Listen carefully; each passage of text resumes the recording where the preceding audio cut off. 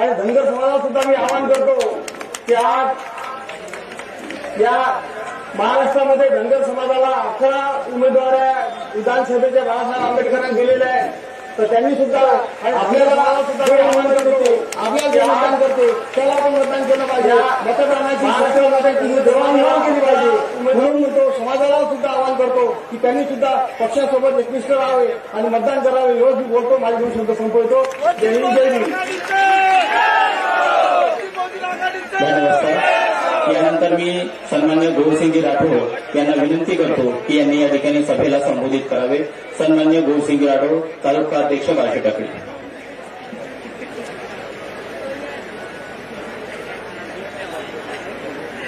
महापुरुषांना मी नम्र करतो आणि आपले राष्ट्रीय अध्यक्ष बाळासाहेब, तसेच राज्य कार्यकारिणी आणि जिल्ह्याचे अध्यक्ष प्रमोद लेंडे, मिलिंदभाऊ इंगळे या मंचावर आले आणि मला आज 2 शब्द बोलण्याची संधी दिली. मी आज पहिल्यांदा एवढ्या लोकात बोलत आहोत साहेबांमुळे आणि साहेबांचा हात माझ्या डोक्यावर असल्यामुळे. सर्वप्रथम या मुरचोड मतदारसंघातील लोकांना एक सांगितो, त्या महाराष्ट्रातला पहिला आमदार आहे जो माझं पोट भरलं आणि माझं घर भरलं. आता मला माझ्या कार्यकर्त्याचा विकास करायचा आहे असं सांगणारा पहिला आमदार आहे. सर्वप्रथम अशा आमदाराला कधी करून जातं, या आमदाराला मतदान करू नका एवढं सांगतो. आणि नंतर अकोला पूर्वचे आमदार ज्ञानभाऊ सुरगाणे आणि मुक्तापुरचे आमदार आपले सुभद्र वाघमारे यांना जास्तीत जास्त मतदान निवडून द्या. आणि आपल्याला एवढं सांगितो. आणि माझ्या बंजारा समाजाच्या वतीनं एक सांगतो, माझ्या बाष्टी तालुक्यामध्ये मागच्या वेळेस जे घडलं 1910 मतांवर पराजय झाला. आता मी साहेबासमोर गवाही देतो, साहेब यावेळेस 1910 मताचा पराजय नाही, 19,000 मतांना सीट निवडून येणार ही बंजाराची गवाही देतो.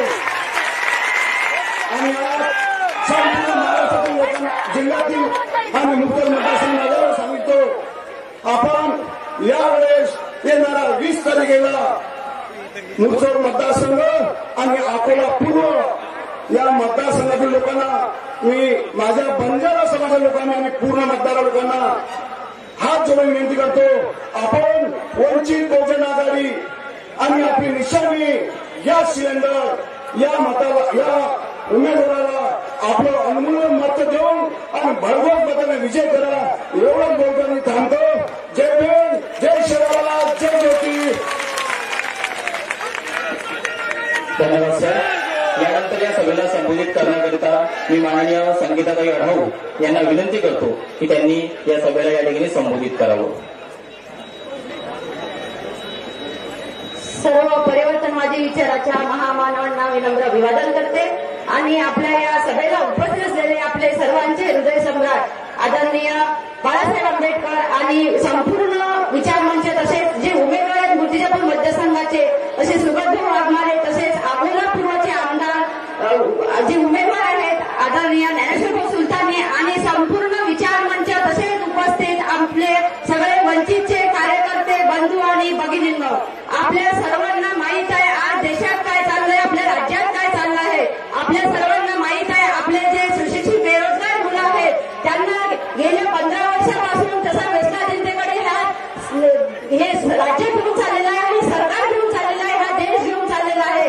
याचा आम्हाला तरी आम्ही हे आमच्या सुशिक्षित बेरोजगारांवर होणार आहे, ज्यांच्यावर जे आज पाळी आलेली आहे व्यसना जनतेकडे जाण्याची, तरी आम्ही आमच्या आंधळ्या डोळ्यांनी पाहत बसतो आहे. आम्ही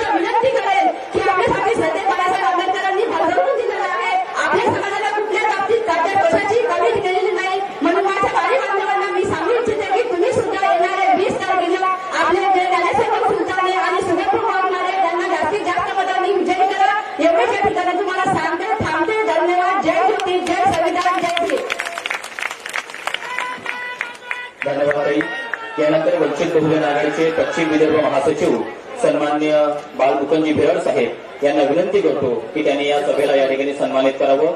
माननीय बालमुकुंदजी भेरड साहेब. दादा परिवर्तनवादी विचारांच्या सर्व महापुरुषांना विनम्र अभिवादन करतो.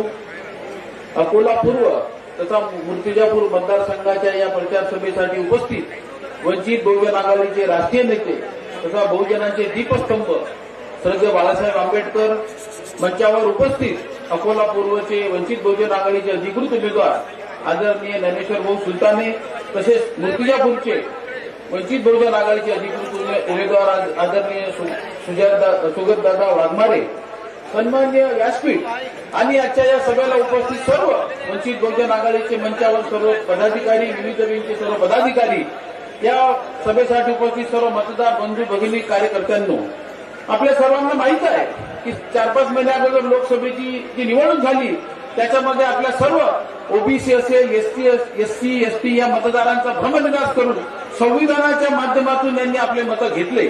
बरोबर आहे. आता संविधानाचा तर धोका टळला, परंतु आता श्रद्धेय बाळासाहेब आंबेडकरांनी अतिशय समयसूचकतेने किंवा आता आरक्षण आपलं जे खतऱ्यात आलेलं आहे, रिझर्वेशन इन एससी एसटी मधलं रिझर्वेशन असेल, ओबीसीचं आरक्षण जवळपास संपवलेलं आहे, हे सर्व थांबवण्याची जी आता वेळ आलेली आहे हे आपल्यावर येऊन ठेपलेली आहे. या विधानसभेच्या माध्यमातून जवळपास 100 ते 150 आमदार, ओबीसीचे 100 आमदार, एससी एसटीचे राखीव जागा, हे सर्व मिळून 170 उमेदवार आपण या महाराष्ट्रामध्ये दिलेले आहेत.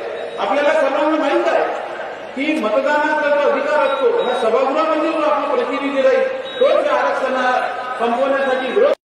म्हणून आपण मी आपल्या सर्व मतदारांना, कार्यकर्त्यांना विनंती करणार आहे की येत्या 20 तारखेला आदरणीय ज्ञानेश्वर भाऊ सुलताने यांचं बटन क्रमांक 5 निशाणी आहे गॅस सिलेंडर, आदरणीय सुगतदादा वाघमारे यांची निशाणी आहे सिलेंडर बटन क्रमांक 8, तो दाबून आपण यांना जास्तीत जास्त मताने विजयी करा.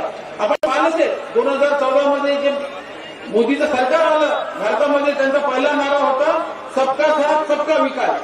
5 वर्षानंतर काय झालं आपण पाहिलं. 2019 मध्ये त्यांनी सांगितलं, जो नारा दिला आपल्याला सर्वांना माहित आहे की हिंदू खतरे में है, आणि आता म्हणतात तर कटेंगे तर बटेंगे. म्हणजे हे काय विकास नाही, काही नाही. कारण आम्ही बार्शीटाकली तालुक्यात प्रचाराला गेलो होतो आपल्या वाघमारे साहेबांच्या मिटिंगला. काय विकास करून ठेवला तो तालुका, असं वाटतं का आमदार का एकच तालुक्याचा आहे का? संपूर्ण लोक शिव्या घालतात त्यांना. आपल्याला विकास करणार आपण जिल्हा परिषदेच्या माध्यमातून 25 वर्षापासून पाहिलं, ग्रामीण भागामध्ये जो विकास केला, शेवटच्या घटकाला सत्तेमध्ये बसण्याची संधी दिली, हे फक्त महाराष्ट्रामध्ये, देशामध्ये श्रद्धेय बाळासाहेब आंबेडकर करू शकतात, हे आपल्या सर्वांना माहित आहे. माझी आपल्या सर्व कार्यकर्त्यांना विनंती आहे, दिवस रात्र एक करा. रात्र वैऱ्याची आहे, दिवसही वैऱ्याचा आहे. अगोदर रात्र होती, आता दिवसही वैऱ्याचा आहे. म्हणून जास्तीत जास्त कोणाचे लोकांना बळी न पडता जास्तीत जास्त मतदान येत्या 20 तारखेला करून घ्या आणि या विधानसभेमध्ये, या महाराष्ट्रामध्ये आपण दाखवून द्या वंचित बहुजन आघाडीची ताकद काय आहे. मित्रांनो, आपला पराभव झाला, बाळासाहेब आंबेडकरांचा सर्वांच्या जिव्हारी लागला, परंतु या निवडणुकीमध्ये 35 ते 40 आमदार जर आपले निवडून आले तर सध्या बाळासाहेब आंबेडकर राज्यसभेत आपण त्यांना पाठवू. तुमचं मत हे ज्ञानोबा सुलतानेला नाही, वाघमारेंना नाही, हे तुमचं मत श्रद्धेय बाळासाहेब आंबेडकरांना जाणार आहे, हे तुम्ही लक्षात ठेवा. फक्त एकच सांगतो 2 शब्द. या संपूर्ण महाराष्ट्राला तेजाची गरज, आपण सूर्य बाबासाहेब, आम्हा प्रकाशाची गरज, आम्हाला प्रकाशाची गरज. जय हिंद, जय भीम, शिवराय, जय गुरु. धन्यवाद सर. यानंतर वंचित बहुजन आघाडीचे जिल्हाध्यक्ष सन्माननीय प्रमोदजी देडवे यांना विनंती करतो की त्यांनी या सभेला या ठिकाणी सन्मानित करावं. सन्माननीय प्रमोदजी देडवे साहेब. परिवर्तनवादी चळवळीतील सर्व महामानवांना अभिवादन करतो. वंचितांचे हृदय सम्राट ऍडव्होकेट श्रद्धेय बाळासाहेब आंबेडकर, मंचावर उपस्थित असलेले मूर्तिजापूर मतदारसंघाचे अधिकृत उमेदवार डॉक्टर सुगतजी वाघमारे, अकोला पूर्वचे अधिकृत उमेदवार ज्ञानेश्वरजी सुलताने व मंचावर उपस्थित असलेले सर्व मान्यवर, आज या निवडणुकीच्या प्रचाराच्या निमित्तानं आज या ठिकाणी या सभेचं आयोजन केलं. मी तुम्हाला या ठिकाणी एवढंच सांगतो की येणारा काळ हा आपल्यासाठी घातक. आरक्षण वाचलं, पण महत्वाचं असं आहे की ज्या पद्धतीनं क्रिमिलेअर लावण्याचा प्रयत्न या सरकारनं केला आणि आपल्याला आरक्षणापासून बाधित ठेवण्याचं काम या सरकारनं केलं, अशा सरकारला नेस्तनाबूत करण्याचं काम आपल्याला येत्या 20 तारखेला करायचं. या राज्यातला शेतकरी असेल, शेतमजूर असेल, तो सुद्धा संपुष्टात आणण्याचं काम या सरकारनं केलं. सोयाबीनला भाव 3,500 ते 4,000, तेल 150 रुपये किलो. हे कोणती पद्धत आहे? म्हणून आज आपला वंचित बहुजन आघाडीचा वचननामा, अरे तुम्ही तरी 1,500 रुपये महिना देता. वंचित बहुजन आघाडी सत्तेत आली तर आम्ही महिलांना 3,500 रुपये महिना. शेतकऱ्यांचं अन्नधान्य हमीभावाने खरेदी करू आणि हमीभावाने खरेदी करत नसतील तर त्यांच्यावर कारवाई सुद्धा करण्याचं काम वंचित बहुजन आघाडी करते. तरुणांना, बेरोजगार युवकांनाही सुद्धा संधी देण्याचं काम वंचित बहुजन आघाडी करणार आहे. उद्योगधंदे उभारण्याचं काम वंचित बहुजन आघाडी करणार आहे.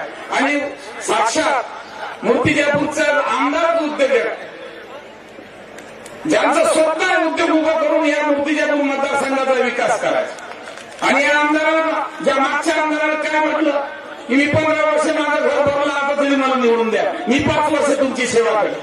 म्हणजे 15 वर्ष यानं बेईमानी तुमच्याशी केली. अशा बेईमानाला घरी बसवा, एवढंच मी तुम्हाला या ठिकाणी आवाहन करतो. आणि डॉक्टर सुगत वाघमारे आणि ज्ञानेश्वर सुलताने यांच्या सिलेंडर निशाणी समोरील बटन दाबून येणाऱ्या 20 तारखेला त्यांना प्रचंड बहुमतांनी विजयी करा, एवढंच आवाहन करतो. सर्वांना मानसन्मानाचा क्रांतिकारी जय हिंद. धन्यवाद साहेब. यानंतर पूज्य भगवंत राजज्योतिजी यांना विनंती करतो की त्यांनी आम्हाला मार्गदर्शन करावं. पूज्य भगवंत राजज्योतिजी.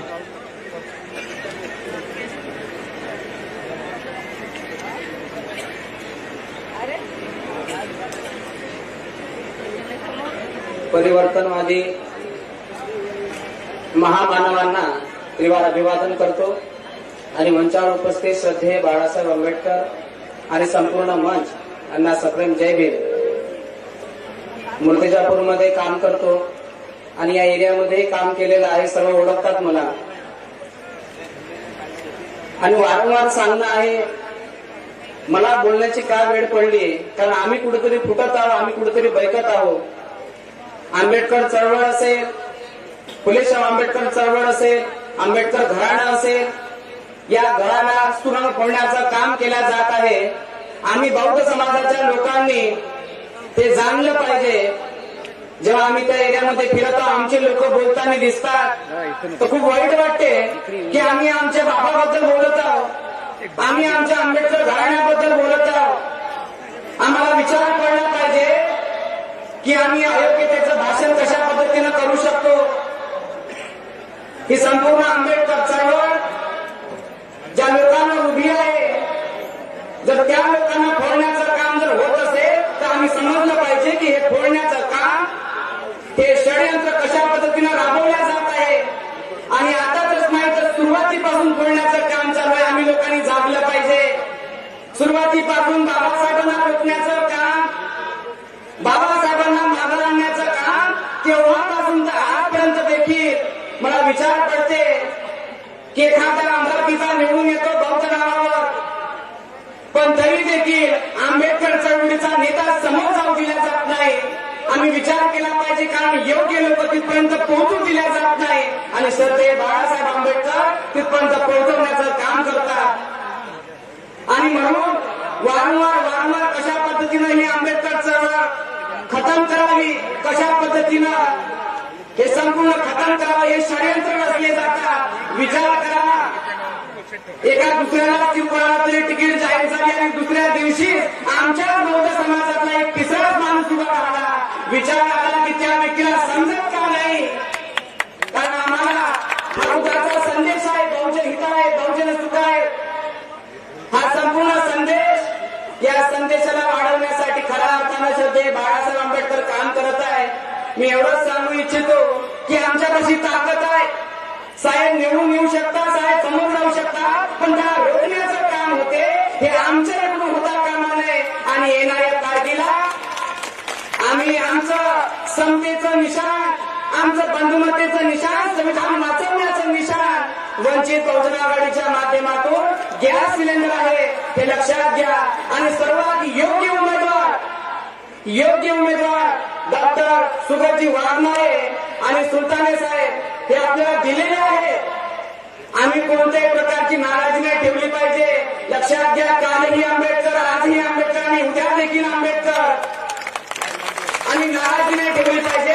कारण जर बाबासाहेबांनी जे काम केलं असेल त्याच्यातही आम्ही लोक होतो. आज मला अभिमान वाटते की जर आजही बाबासाहेब असते तर आजही मी त्यांच्यासोबत काम केलं असतं. या बहुजन विचारवादी या संपूर्ण महामानवाचे विचार लोकांपर्यंत पोहोचवण्यासाठी आणि लोकांच्या हितासाठी आणि सुखासाठी काम केलं असतं. भलेही आज बाबासाहेब नाही आहेत पण तरी देखील आज बाबासाहेबांच्या रूपाने श्रद्धे बाळासाहेब आंबेडकर आम्हाला लाभलेले आणि जाणलं पाहिजे. आणि भीमाच्या चरणी लक्षात घ्या, आम्ही जाणलं पाहिजे. आणि भीमाच्या चरणी नव्हे तर लक्षात घ्या, श्रद्धे बाळासाहेबांच्या चरणी लाभलं पाहिजे. या आंबेडकर समाजाने आज जाणलं पाहिजे, लक्षात घेतलं पाहिजे, एवढं सांगू इच्छितो. आणि आम्ही वैयक्ता कामा नये, आम्ही वैयक्ता कामा नये. कारण लक्षात घ्या, आमच्यावर उपकार आहेत आंबेडकर घराण्याचे, आमच्यावर उपकार आहेत त्या माता रमाईचे, आमच्यावर उपकार आहेत चार मुलांचे. आम्ही उपकाराला जाणलं पाहिजे आणि भीमाच्या चरणी लागलं पाहिजे. सिलेंडर ही निशाणे निवडून द्या हे सांगायची गरज नाही आहे. ते तुम्हाला जाणता आलं पाहिजे, तुमच्यात उदाहरण आलं पाहिजे, एवढं सांगतो. जय भीम, जय संविधान.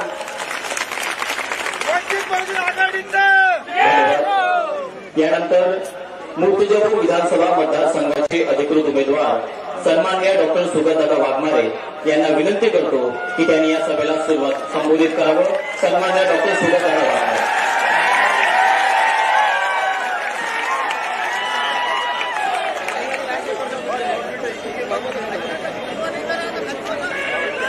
परिवर्तनवादी विचारांच्या सर्व महापुरुषांना मी त्रिवार अभिवादन करतो. आज मंचावर उपस्थित असलेले वंचितांचे हृदय सम्राट श्रद्धेय बाळासाहेब आंबेडकर आणि आपल्या सर्वांची माफी मागून सर्व विचारमंच इथे उपस्थित असलेले सर्व बांधव, माझ्या माता भगिनी, या सर्वांना माझा क्रांतिकारी जय भीम, जय शिवराय, सलाम अलैकुम. श्रद्धेय बाळासाहेब आंबेडकरांनी माझ्यावर विश्वास टाकून मला मूर्तिजापूर मतदारसंघाची जबाबदारी दिली आहे, उमेदवारी घोषित केली आहे. आणि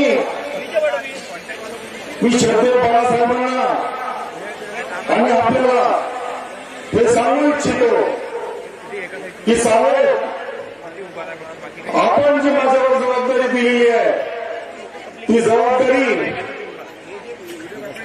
मी जीवाची पर्वा न करता ती पूर्ण करेन असे मी आपल्याला आश्वासन देतो. श्रद्धेय साहेबांनी मला उमेदवारी सांगितलं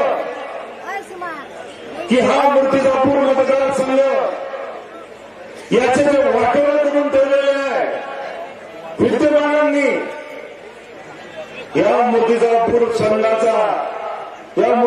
मतदारसंघाचा विकास हा पुरा करायचा आहे. त्यांनी माझ्यावर विश्वास ठेवला. त्यांनी बघितलं की हा व्यक्ती आहे जो हा विकास करू शकतो आणि मग मला आशीर्वाद दिला.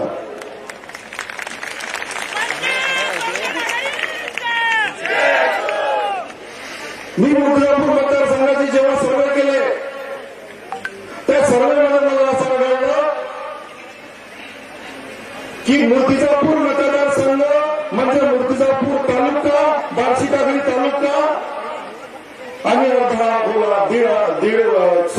तालुक्यातले या पूर्ण मूर्तिजापूर मतदारसंघाला प्यायला पाण्याचे प्रॉब्लेम्स प्यायला काय सगळेच पाण्याचे प्रॉब्लेम्स आणि हे गेल्या 20 वर्षापासून 200 कोटी रुपयाची पाईपलाईन आणू नाही शकले 200 कोटी रुपये खर्च फक्त ती पाईपलाईन आणू नाही शकले आणि मूर्तिजापूर मतदारसंघाला पाण्यापासून वंचित ठेवलं आणि विद्यमान सांगतात की माझ्याजवळ एवढी संपत्ती आहे की ते कॅल्क्युलेटर मध्ये बसत नाही. अंबानी अदानीच्या प्रॉपर्टी पण कॅल्क्युलेटर मध्ये बसतात, विद्यमानांचे नाही बसत. मी बघितलं की इथे एका गावावरून दुसऱ्या गावाला जाताना जे रस्त्याचे प्रॉब्लेम्स आहे की खड्ड्यात रस्ता शोधावा की रस्त्यात खड्डा शोधावा हा प्रॉब्लेम आहे. एका गावावरून दुसऱ्या गावाला जाताना एक वेळा गाडी पंक्चर होईल नाही असं होत नाही.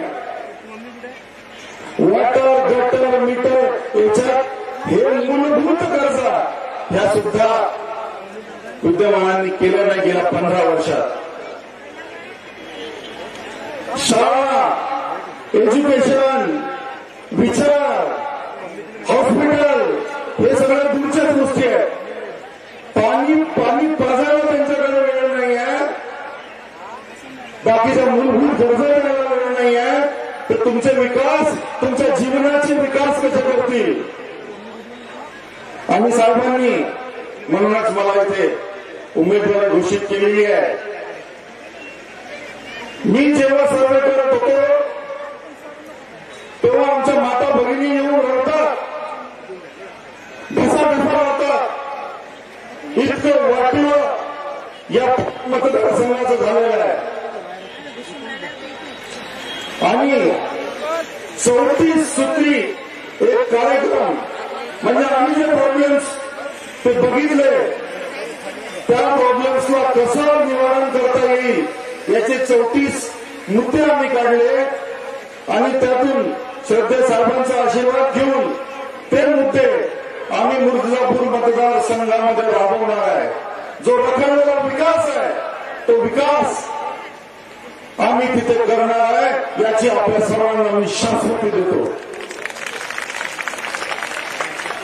बारामती पॅटर्न जो महाराष्ट्रात गाजलेला आहे तो बारामती पॅटर्न विसरून मी शाश्वती देतो की एक दिवस मूर्तिजापूर पॅटर्न हा ओळखला जाईल.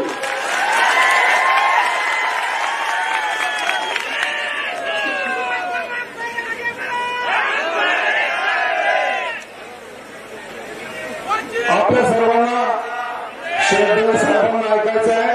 मी जास्त वेळ घेणार नाही. आपल्या सर्वांना साहेबांची तब्येत खराब असताना सुद्धा त्यांनी सन्माननीय ज्ञानेश्वरजी सुलताने साहेब आणि मला इथे एक जॉईंट सभा दिली. त्याबद्दल मी साहेबांचा खूप खूप ऋणी आहे, आभारी आहे. आणि ज्ञानेश्वर सुलताने यांची अपूर्व याची निशाणी आहे सिलेंडर आणि बटन नंबर आहे 5.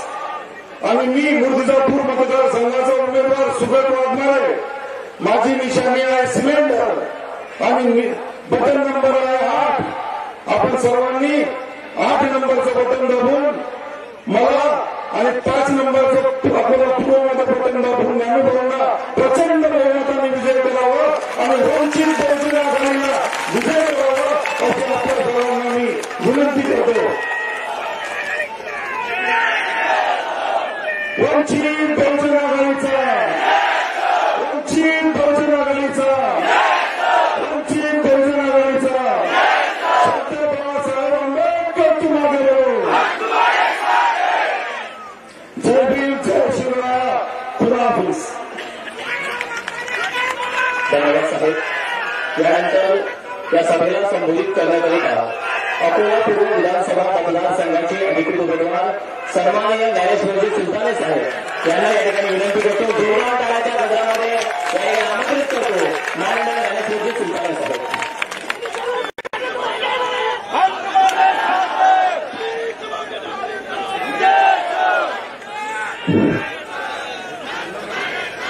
परमपूज्य डॉक्टर बाबासाहेब आंबेडकर, महात्मा ज्योतिबा फुले, सावित्रीबाई फुले, अहिल्यादेवी होळकर, मौलाना अब्दुल कलाम आझाद, लोकशाहीर अण्णाभाऊ साठे, अहिल्यादेवी होळकर यांच्या विचारांना प्रथम अभिवादन करतो. आजच्या मूर्तिजापूर विधानसभा मतदारसंघाचे अधिकृत उमेदवार सुगतजी वाघमारे व अकोला पूर्वचा मी स्वतः ज्ञानेश्वर शंकर सुलताने आमच्या दोघांच्या प्रचारार्थ श्रद्धेय साहेबांच्या उपस्थितीत प्रचार सभेला सर्व मंच आणि माझ्या मतदार बंधू आणि भगिनींनो, माझ्या मायबापांनो,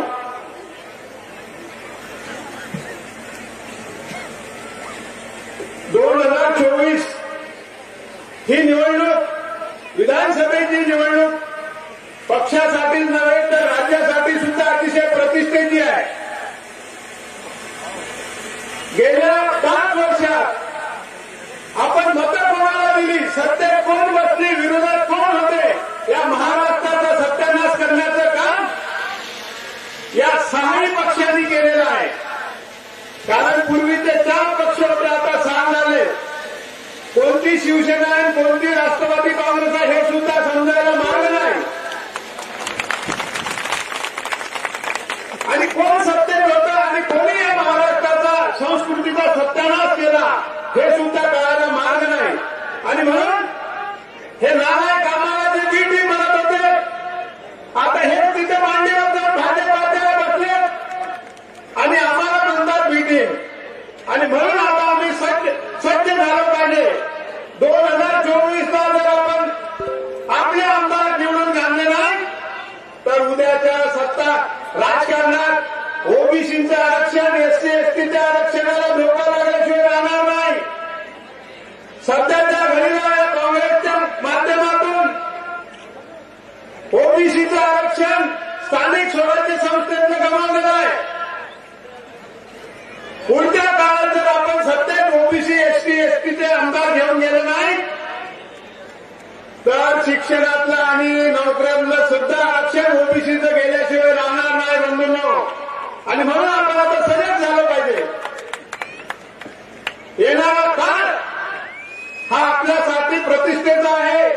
आणि आपण जर आता ही शेवटची लढाई म्हणून जर लढलं नाही, आपण जर चुकीचे पावलं टाकले तर आपल्याला ते परिणाम भोगावे लागतील. ज्या बाळासाहेब आंबेडकरांनी आपलं आयुष्य 44 वर्ष आयुष्यातली तुमच्या आमच्यासाठी गमावली. बाळासाहेब आंबेडकरांना जर 44 वर्षापूर्वीच सत्तेत जर बसायचं असतं तर तुमची आमची गरज नसती. परंतु बाळासाहेब आंबेडकरांनी ठरवलं की या वंचित समूहाला, शोषित पीडितांना जर न्याय द्यायचा असेल तर माझ्या आबांनी हे सर्व केलं. आरक्षणाचे सर्व काही आम्हाला दिलं. आणि तोच विचार घेऊन बाळासाहेब आंबेडकरांनी ही पुढची लढत बाबासाहेब आंबेडकरांची घेऊन या 44 वर्ष झाले बंधू आणि भगिनींनो. सतत बाळासाहेब आंबेडकर तुमच्या आमच्यासाठी लढत असतात. आजही देशात एकमेव माणूस आहे एवढ्या ऑपरेशन मधून आल्यानंतर 5व्या दिवशी तुमच्या आमच्यासाठी रस्त्यावर आले. काही गरज नसती नाही तर. कारण आम्हाला माहित आहे एंजिओप्लास्टी झाल्यावर काय त्रास होतो.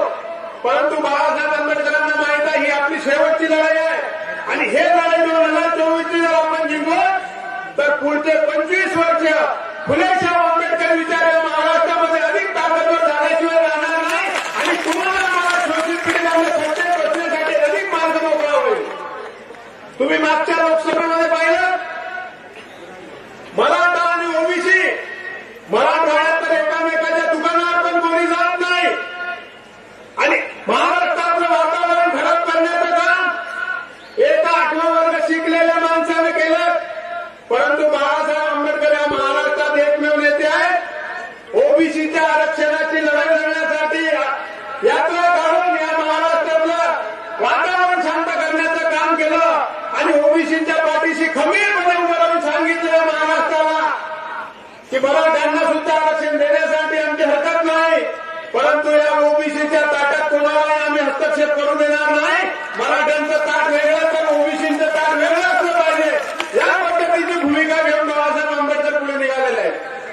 आणि म्हणून माझी आपल्या सर्वांना विनंती आहे, बाळासाहेब आंबेडकरांची 44 वर्ष झालेलं तुमच्या आमच्यासाठी योगदान हे वाया घालवणार का, हा सुद्धा तुम्हाला प्रश्न आहे. कारण बाळासाहेब आंबेडकर जे झटतात या देशामध्ये एक पण नेता नाही की तुमच्या आमच्यासाठी झगडत राहतो. सामान्यांना न्याय देण्याची भूमिका घेतो. छोट्या छोट्या समाजात सत्तेत बसून तुमच्या समाजाचा विकास करा. आणि म्हणून अशा पद्धतीने राजकारण चाललेले प्रस्थापितांना खपत नाही. ज्ञानेश्वर सुलतानेसारखा सामान्य कुटुंबातला कार्यकर्ता विधानसभेचा उमेदवार होतो हे काही सोपी गोष्ट नाही. कारण या विदर्भामध्ये 65 सीटमध्ये एकदम धनगर समाजाचा जर कोणी उमेदवार असेल तर ज्ञानेश्वर सुलताने आणि तेही बाळासाहेब आंबेडकरांनी ते आंबेडकरांच्या आशीर्वादाने उभा आहे. आणि म्हणून माझी आपल्या सर्वांना विनंती आहे, ही लढाई महत्वाची आहे. काही लोक आपल्यातली नालायक झाली ज्यांनी बाळासाहेब आंबेडकरांच्या भरोशात सत्तेचे सर्व दालना खुली करून आपला पांगा शिवून घेतला आणि आता आपल्या चळवळीला कळवण्याचं काम करत आहेत. आपल्यातल्याच काही दलालांना ते हाताशी धरून आपलं वातावरण खराब करण्याचा प्रयत्न करत आहे. परंतु माझी नवयुवकांना विनंती आहे, आपण आता हा झेंडा हातात घेऊन या दलालांना जागा दाखवली पाहिजे. कारण ही लढाई आपल्यासाठी गरजेची आहे, महत्वाची आहे आणि सत्तेचे दालन खुली करून देण्याची आहे.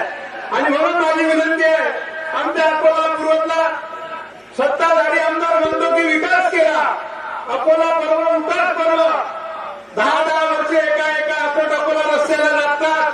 4 कोटीचा पूल एका महिन्यात खतम होतो आणि अशा पद्धतीच्या वातावरणात तो सांगतो की अकोला पूर्व विकासाचा पर्व आहे. बंधूंना अतिशय वाईट परिस्थिती आहे. अकोला शहरामध्ये जो जुलमी टॅक्स लावला तो देशात कुठेच नाही, ते अकोला महानगरपालिकेत आहे. आणि म्हणून माझी आपल्या सर्वांना विनंती आहे, मी सामान्य कार्यकर्ता म्हणून उभा आहे. 20 तारखेला होऊ घातलेल्या विधानसभेच्या निवडणुकीत माझी निशाणी आहे सिलेंडर आणि गॅस सिलेंडर समोरील बटन दाबून मला प्रचंड मतांनी विजय करून आपला आशीर्वाद द्यावा एवढीच विनंती करतो आणि इथे थांबतो. धन्यवाद. जय भीम.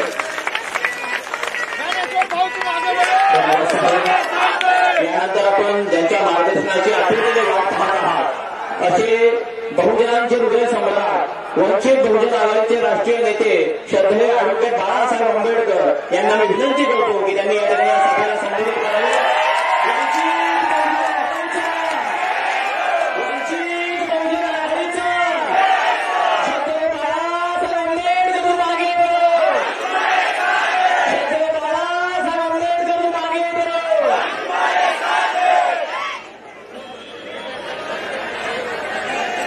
बोलण्या अगोदर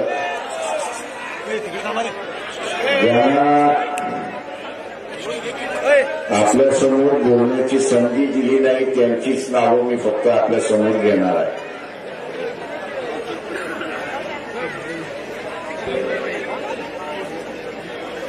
ज्यांना बोलण्याची संधी मिळालेली आहे त्यांची नावं मी अजिबात घेणार नाही.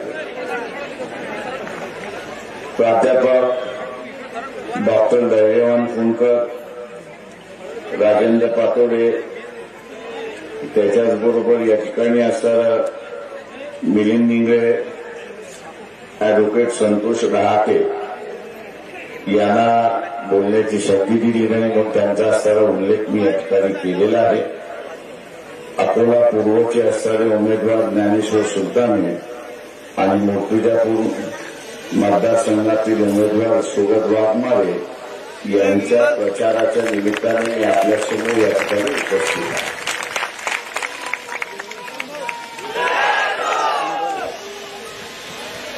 मी तो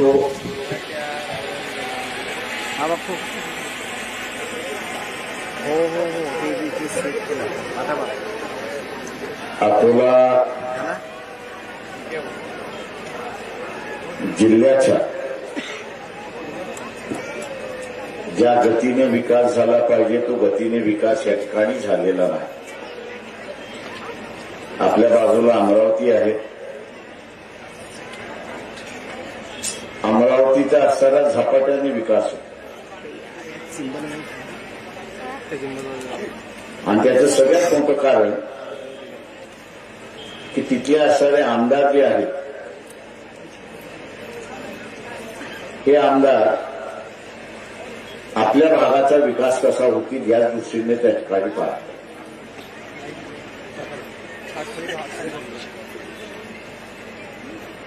मोतीजापूरमधले आमदार असतील किंवा असणारा पूर्वमधले आमदार असतील, या भागातल्या किती प्रश्नावरती विधानसभेमध्ये प्रश्न विचारले हा एक संशोधनाचा भाग आहे असं मी त्या ठिकाणी मानतो.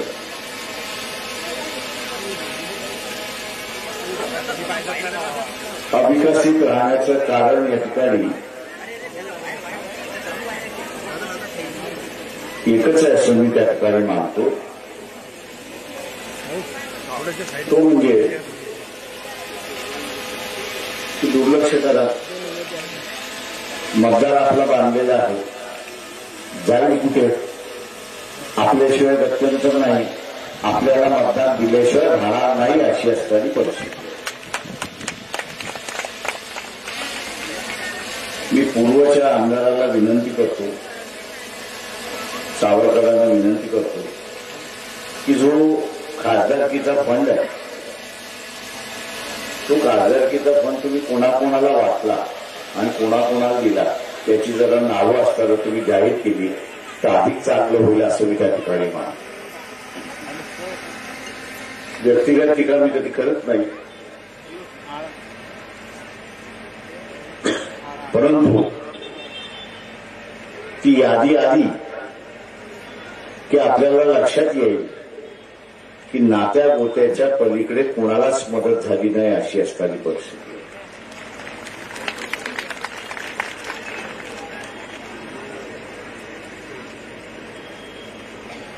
आम्ही असं म्हणून की थोडंफार आम्ही सरकारला फसवलं.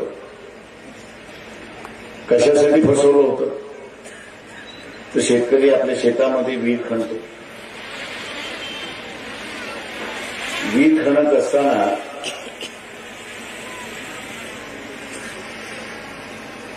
मातीचं परीक्षण,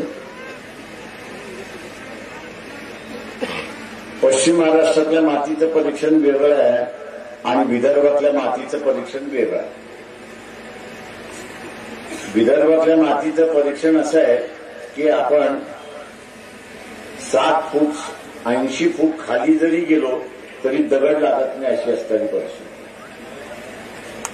पण पश्चिम महाराष्ट्रामध्ये 10 फूट गेला 15 फूट गेला तर दगड लागतो अशी असणारी परिस्थिती आहे. आणि मग थोडंफार आम्ही असताना शासनाला फसवलं होतं. त्या समितीमध्ये मी पण होतो आणि विहिरीला जे पैसे येतात शेतकऱ्याला त्याचे ते 15-20 हजार रुपये शेतकरी सहज आपल्याकडे जमा करतात.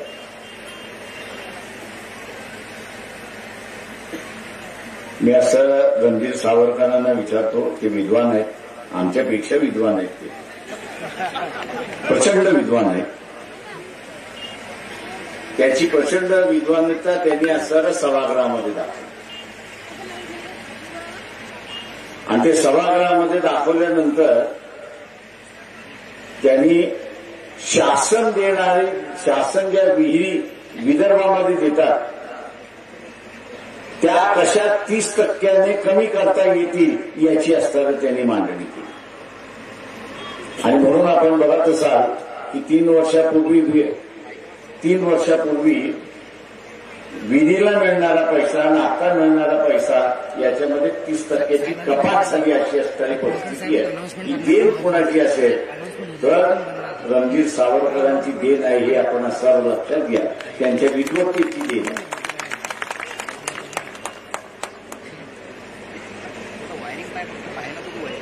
त्या शेतकऱ्याला 2-4 रुपये जास्ती मिळत होते, काय करत होते नाहीतरी कॉन्ट्रॅक्टर चोरत होता, आमदार चोरत होता, खासदार चोरत होता, अशी परिस्थिती आहे. शेतकऱ्यांनी थोडी जास्ती घेतले तर काय फरक पडतो. परंतु शेतकऱ्यांचं नुकसान झालं एवढंच मी या ठिकाणी नमूद करणार. आम्ही शेतकऱ्यांचे नेते म्हणतो, हमी भाव शासन जाहीर करतं, पण विधानसभेमध्ये हमी भावाचा कायदा झाला पाहिजे याच्यासाठी आम्ही आग्रही नाही. आपण दोन्ही उमेदवार निवडून द्या, आपण दोन्ही उमेदवार निवडून द्या, शासन कोणाचंही असो, हमी भावाचा कायदा झाल्याशिवाय राहणार नाही.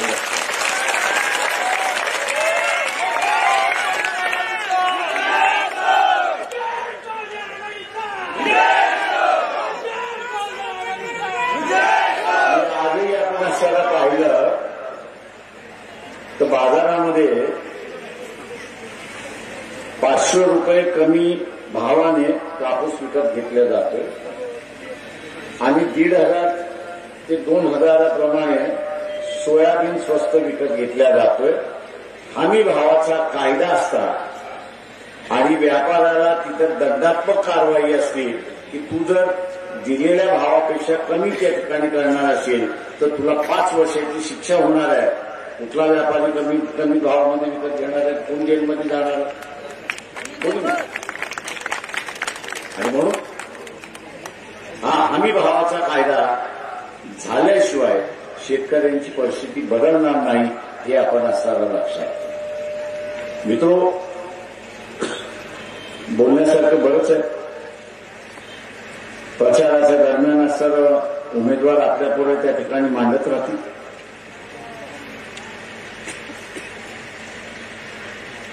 खरंच अतिविद्वान असतो तर त्यांनी कापसाचा प्रश्न हा लोकसभेतही मांडला असता, विधानसभेतही. कच्चं तेल आपण असताना जे आखाती देशांकडून घेतोय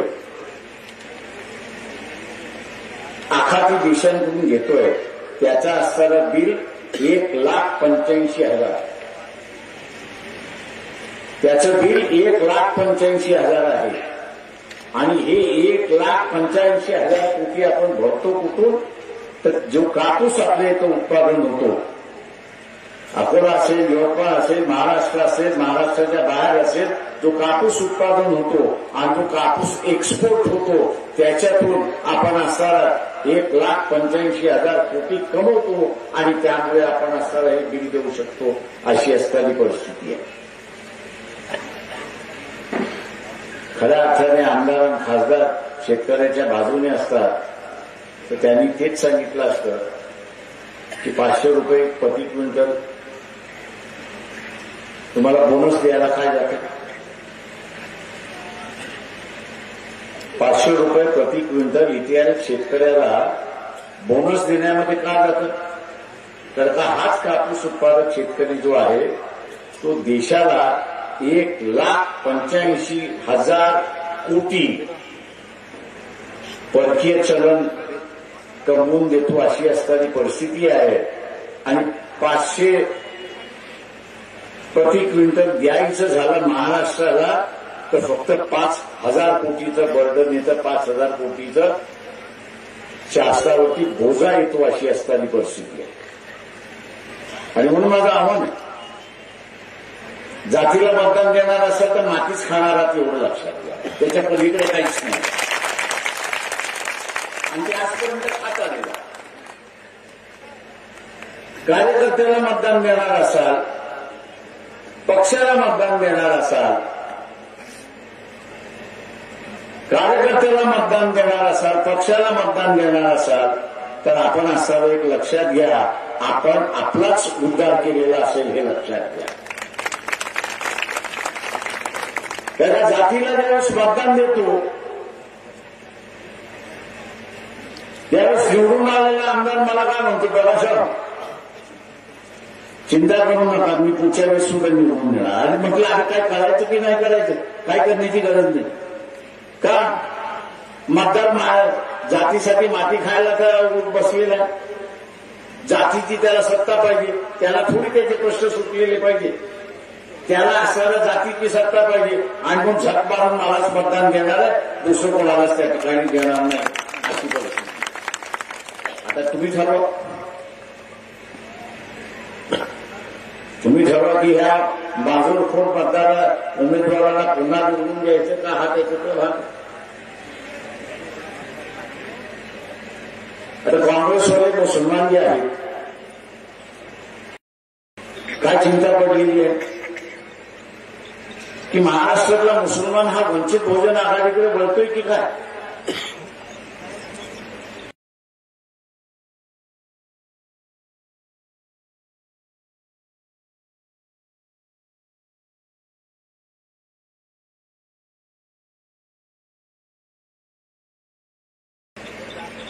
आणि म्हणून मी लातूरच्या असणाऱ्या जाहीर सभेमध्ये असं म्हणालो होतो की 32 मतदारसंघ असे महाराष्ट्रातले 32 मतदारसंघ असे आहेत की ज्या 32 मतदारसंघामध्ये एका बाजूला एकनाथ शिंदेचा उमेदवार आहे आणि दुसऱ्या बाजूला उद्धव ठाकरेंचा उमेदवार आहे. म्हणजे या दोन्ही आघाड्या, या दोन्ही आघाड्यांमधले उमेदवार एकनाथ शिंदे किंवा उद्धव ठाकरे असेच आमने सामने आहे आणि त्यांच्यासमोर असणारा वंचित बहुजन आघाडीचा उमेदवार. त्या 32 मतदारसंघ मुस्लिम समाजाला ह्याची जाणीव असेल की निपुण शर्मा नावाची महिला होती की जिने मोहम्मद पैगंबरांसंदर्भात अनाथ शनाथ वक्तव्य केलं होतं आणि देशभर आवाज उठला. नुसतं देशभर नाही, ते इराणसारख्या राज्याने सुद्धा आवाज उठवला, सौदी सारख्या राज्याने सुद्धा आवाज उठवला, इराक सारख्या राज्याने सुद्धा आवाज उठवला की शासन काहीतरी झालं. काही जण कोर्टात गेले, कोर्टाने हातबलता दाखवली आणि सांगितलं की कुठलाच कायदा नाहीये की त्याच्या कुठलाच कायदा नाहीये की जो आम्ही लावून यांच्या विरोधात कारवाई करू. त्या वंचित बहुजन आघाडी पुढे आली. कपिल पाटील नावाचे असणारे विधान परिषदेचे आमदार, त्यांच्या मार्फत मोहम्मद पैगंबरांचं बिल आम्ही असताना पेश करण्यात आलं, इंट्रोड्यूस करण्यात आलं आणि त्याच्यामध्ये प्रावधान करण्यात आलं की अल्लाह असेल, मोहम्मद पैगंबर असेल किंवा इतर कुठल्याही धर्मातले देवदेवता असेल, त्यांच्याबद्दल असताना कोणी वाईट केला तर त्याला 7 वर्षाची सजा दिली.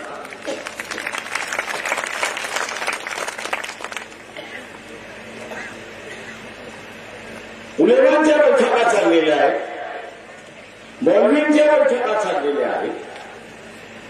तर लातूरच्या असणाऱ्या सभेमध्ये मी असं म्हणालो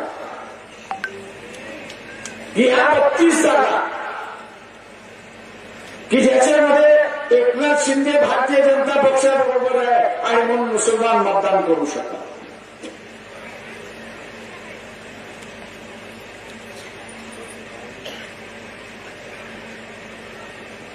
दुसऱ्या बाजूला उद्धव ठाकरे आहेत की दर सभेमध्ये सांगतात आहे की बाबरी मस्जिद शहादत जे आहे ते आमच्या शिवसैनिकांनी त्या ठिकाणी केलं. लोकसभेमध्ये भरभरून मुसलमानांनी मतदान केल्यानंतर सुद्धा आताही त्यांची भाषा तीच आहे की बाबरी मस्जिद आम्ही पाडली म्हणून. आणि अशा पार्श्वभूमीवरती आम्ही असं म्हणालो की मागच्या 5 वर्षामध्ये मग तो मौलवीजींचा मामला, एनआरसीचा मामला, दुहेरी कायद्याचा प्रश्न असेल, टिपू सुलतानचा प्रश्न असेल किंवा औरंगजेबासारखा प्रश्न असेल, वंचित बहुजन आघाडी मुस्लिम समाजाबरोबर उभी राहिली अशी परिस्थिती आहे. वंचित बहुजन आघाडी ही जर औरंगजेबच्या गडावरती गेली नसती आणि चादर चढवली नसती तर अनेक मुस्लिम पोरं जेलमध्ये झालेले असते आणि अनेक ठिकाणी दंगली झालेल्या तुम्हाला दिसल्या. जेलमध्ये जाऊन दंगली थांबवण्याचं कामकाज आम्ही त्या ठिकाणी केलं. आणि आज आम्ही ज्यावेळेस बोलली ना उलेमा ना गाजीचा म्हणतोय अरे या 32 जागेवरती आम्हाला पाठिंबा द्या, जाहीर पाठिंबा द्या. या 32 जागा जर निवडून आल्या तर 2 वर्षापासून मोहम्मद पैगंबरांचं जे बिल आज सभागृहामध्ये रखडलेलं आहे त्याला मंजूर करण्यामध्ये साथ मिळेल, हात मिळेल आणि शांतता या ठिकाणी नांदेल.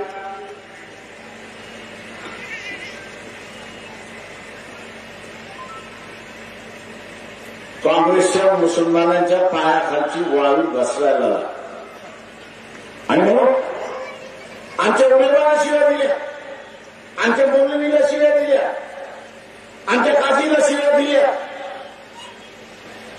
हा प्रचार सुरुवात केला.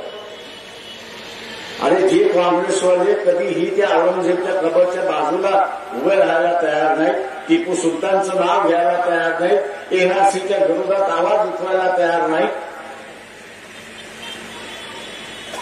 अशा काँग्रेसवाल्यांवरती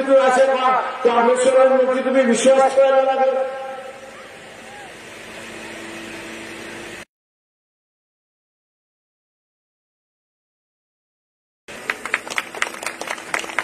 आणि हा बिकट येणारा काळ कापून तयार करायचा असेल तर कायदा जागा पाहिजे हे लक्षात. नीतू शर्माचं प्रकरण सुप्रीम कोर्टामध्ये सुद्धा गेलं आणि सुप्रीम कोर्टाने सांगितलं की आम्ही हतबल आहोत, पार्लमेंटने कायदाच केला नाही, विधानसभेने कायदाच केला नाही आणि म्हणून कुठल्या कायद्याखाली यांना पकडायचं हेच आम्हाला असल्याचं समजत. मी आज मुसलमानांना विचारतो, पाठिंबा मागणं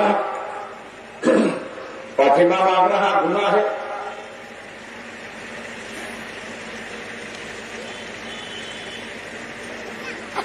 मोहम्मद पैगंबरांचं बिल मंजूर करण्यासाठी पाठिंबा मागणं हा गुन्हा आहे तर आम्ही 100 वेळा हा गुन्हा करू आणि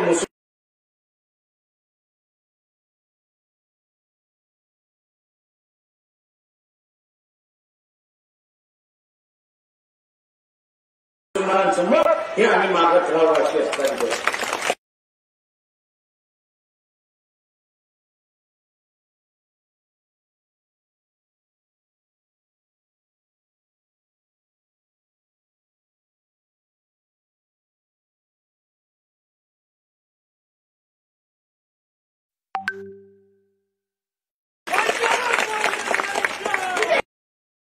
गरज आहे.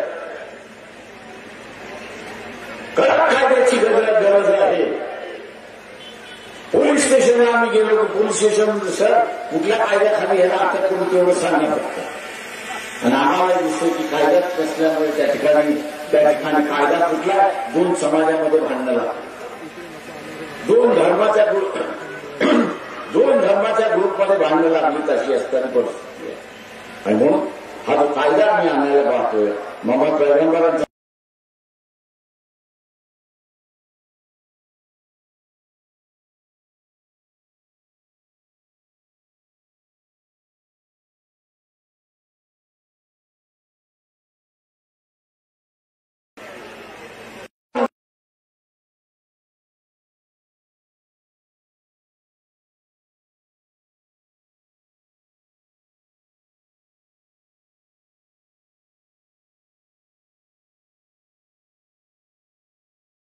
असेल तर वंचित